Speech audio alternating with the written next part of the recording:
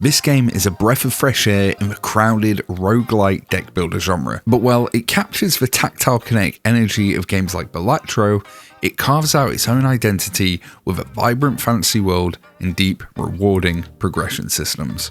Hi, Tom here, and today I'm reviewing Handmancers.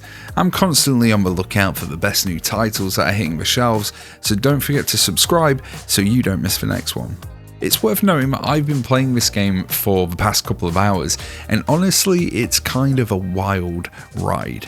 You're getting this really cool fantasy world with a little bit of lore and backstory, but it doesn't really change how you play. It's just fun to have that extra layer of flavour while you're setting into the gameplay. Let's talk mechanics. This is basically rock, paper, scissors, but cranked up to an 11. You're playing in first person, it's a chaotic, intense roguelite, and you're throwing hand signs at everything from slimes to goblins to the undead.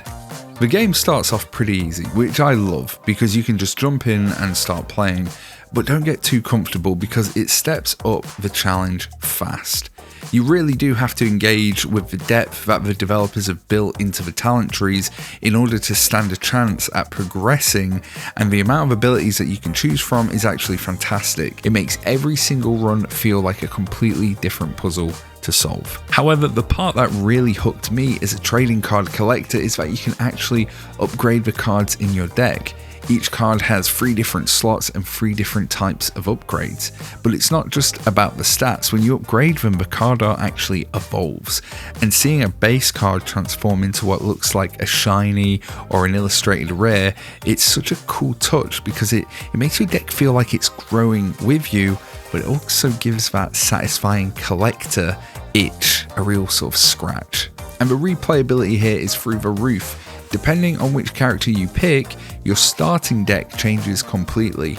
Plus, they have these subclasses, so there are multiple ways to play the same character, and it basically ensures that no 2 playthroughs are identical, but they all stay challenging and enjoyable. And finally, for me, I have to talk about the art style because it is easily one of my favourites in a long time.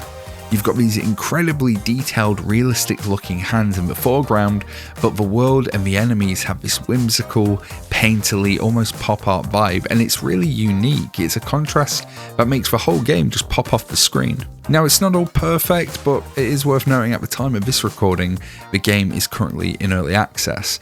The soundtrack is fine, but it's a bit short, and the loop kind of gets noticeable after a long session. You definitely start to pick up on the repetition.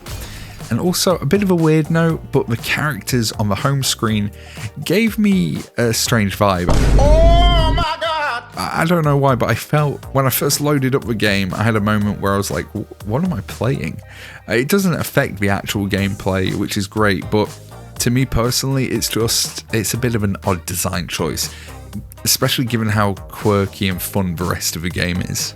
But at the end of the day, Handmancers is a great game with a ton of potential. It takes a really simple concept that we all know and turns it into a deep, strategic and visually stunning experience.